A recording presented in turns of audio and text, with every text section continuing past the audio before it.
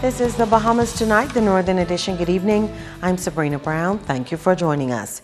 Topping the news tonight, Hurricane Matthew left many structures throughout the island with serious damage. In the Western District, the level of damage was so severe, some residents are calling for a change to the building code, particularly on the coastline. This evening, a top executive of the Grand Bahama Port Authority is giving his assessment of structures in the Freeport area and plans to improve the current standard. Italia Hall reports. The Grand Bahama Port Authority Vice President of Building and Development Services, Arthur Jones, says he's proud of the building codes put in place by the GBPA. He says it works well, but Bahamians must remember that buildings require maintenance, and the company is working to improve the standard. The one weakness that we do have is roofing, not the roof structure, not the building structure, but the roof covering. And the majority of damage that people would have encountered in this hurricane is because of the roof coverings. And so it is the business of the building department of the Grand Bahama Port Authority to improve the stability of roof coverings.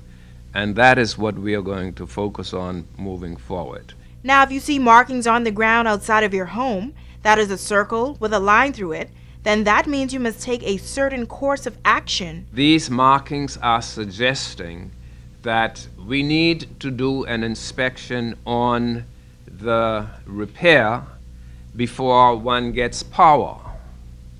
We are only putting markings down if there is a safety issue. Jones and GBPA Senior Electrical Inspector Donovan Cox say they are willing to inspect your repairs and are encouraging you to visit their office. We know that there's a bit of frustration. Everybody is seeing electricity being turned back on to their neighbor and they don't have power. But we ask that you would bear with us. We are working, and the sooner you come into the office and make your application, we could come out and do the inspection. We are not charging building permit fees.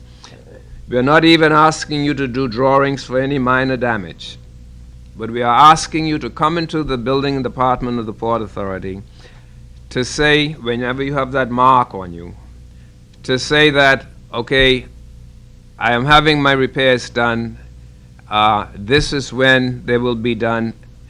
We will record it. We will inspect what you have. And we will say, fine, we've inspected it, you can have power. Port officials say they want to ensure that residents are safe before being reconnected with electricity. And if you have any questions or concerns, you can call telephone numbers 801-2322, 801-2386, or 727-9154. Italia Hall, ZNS Network News. Many families did not evacuate prior to Hurricane Matthew and were forced to ride out the storm at home until the all-clear sign was given. One family thought it was safe to stay at home, but they were mistaken, and so they went to a neighbor seeking help but were turned away. Tonight we bring you the story of a mother and daughter and their struggle to stay safe. We're actually very, very scared when the entire roof came down because the noise that it made totally frightened us. Susan Clegg Missick and her 11-year-old daughter Genesis hunkered down for Hurricane Matthew in their Club Nautica apartment near Port Lucaya. Susan assumed it would be safe to ride out the Category 4 storm there because they were on the top floor. But early into the storm, Susan realized that something wasn't right, and a short time later, her roof began to cave in. She and her daughter ran to the neighbor just below for shelter. I'd actually seen him the day before the storm, and I explained to him if he has any problems, because I'm on the next floor, he's more than welcome to come and knock on my door. So he did go ahead and he let us in, but then shortly after that he had a call, and it was actually his wife. He explained that he'd actually taken us in because the roof had caved in. Of course, she went absolutely berserk.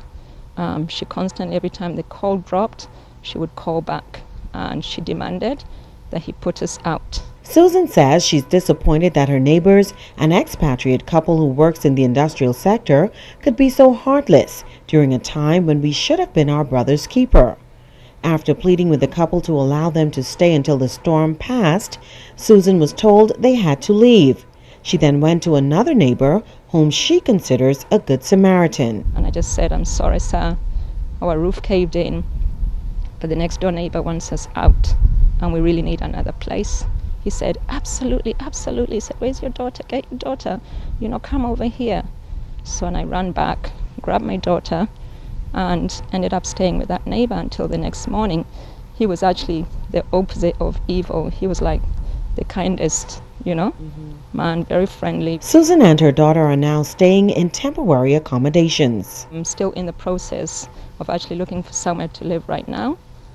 It's very stressful because now I have to pack up my stuff again, because of course when I moved over to the next block, it wasn't explained to me that it was just temporary shelter, and I only found this out 2 days ago. A leading tourist attraction on Grand Bahama sustaining major damage as well during the recent storm, but it is now making headway in getting the property back in top shape for regular operations. As Megan Shepherd tells us, officials at the Garden of the Groves remain confident in the restoration process. The Garden of the Groves is no stranger to extreme hurricane damage, experiencing great loss during 2004 and 2005. Executive Director Erica Gates describes Hurricane Matthew as Francis, Jean, and Wilma combined. Gates says that their structures are in good condition, but they are doing their best to rescue as much vegetation as possible. We fared very badly again with vegetative destruction. On the positive side, all our hardscape, all our cafe structures are safe and sound. The glass house is fine, the decks are fine. Immediately following the hurricane, staff members from the garden and kayak nature tours pitched in to begin the cleanup efforts. As one of the premier tourist destinations on the island, Gates says it is important to get up and running as soon as possible. We had Celebration come today, and they visited us at our sites. They looked at our base. They saw that all our buses were intact because we had them well protected during the storm, so we can transport people once we start touring again. Our jeeps, fortunately, were stored in a large building, so they're all okay, 40 of them, for our tours. The Celebration was very interested in that, and we are now having another team at the Lukai National Park for damage assessment, and we will be able to do, and this is what Celebration wanted to know, we will be able to do tours, as far as we are concerned, within 2 weeks. As Grand Bahama works around the clock to bring about restoration, Gates says she remains optimistic about the island's tourism product. I think obviously everybody knows that we're mostly damaged, especially in presentability. You cannot do a city tour of Freeport, so I think everything is pretty much in bad shape for this winter season. The other thing, of course, we have to see what the hotels are going to decide, and I think the Ministry of Tourism and people that run the hotels will have to give you that input. I don't even know when they open and the damages they occurred, but we are positive. We are just moving on, moving forward, waiting that everybody is doing the same, and then we can all group together and get this town open again. The Garden Cafe is open to the public, and Gates says the entire property is expected to be open by the end of the month. Megan Shepherd, ZNS Network News.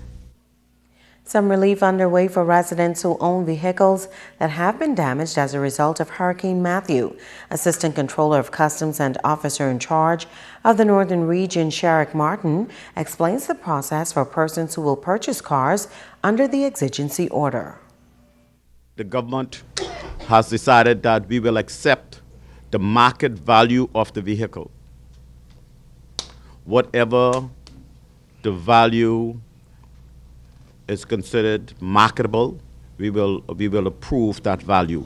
Anything more than the marketable value, which is called the residue, then you will have to pay duty on the residue. Vehicle that are less than $5,000, we will approve the $5,000 value. For an example, if the vehicle is valued at $2,000, we will accept up to $5,000, $5,000 standard. Martin says the Customs Department understands that they will be inundated with work and has brought on an extra team to assist. The Customs Department numbers in Freeport are 602-9400, 602-9421, and 602-9422. The United States Embassy giving an update on the pre-clearance facility here on Grand Bahama. Pre-clearance was shut down following Hurricane Matthew, but tonight officials are giving the assurance that the closure is just temporary. Italia Hall has the story. Since the passing of Hurricane Matthew, pre-clearance operations at the Grand Bahama International Airport have been closed. Chargé d'Affaires with the U.S. Embassy, Lisa Johnson, says there have been rumors that pre-clearance operations will cease, but that is untrue. We are expanding pre-clearance operations around the world. Nassau and Freeport are and the Bahamas among the first countries to benefit from pre-clearance, but we're actually expanding pre-clearance to 10 more countries around the world. I think the next spring is going to be in the Dominican Republic at Punta Cana. So we're not retreating at all from pre-clearance, we're in fact expanding it. She says the intent is to return Customs and Border Protection officers to Freeport as soon as conditions permit. That means both water and power to the affected communities in which they live, but also full power restoration and full navigational services restoration to the Freeport, to the Grand Bahama International Airport. And it will take us a few days to come in and reestablish our information technology systems and computer systems that allow us to process the passengers. I fully expect that it will be operational again before the higher tourist season and sometime in the month of November. The U.S. Embassy official says Bahamians now have two options to travel. One is to travel from Grand Bahama International Airport with a valid visa, or to fly through Nassau and utilize pre-clearance through the Lynden Pindling International Airport. She says there has been a decrease in the demand for visas at the U.S. Embassy in Nassau. People can apply online and sign up for the appointment date of their choice. The next day, same week, we have plenty of appointments available for people who wish to travel to Nassau and get their visa there. Italia Hall, ZNS Network News.